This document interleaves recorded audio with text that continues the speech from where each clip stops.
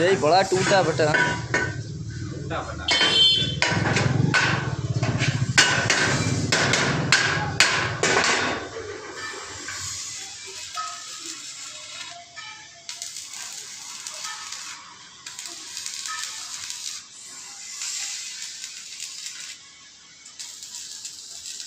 सोच रहे यार फोन ले लें यार।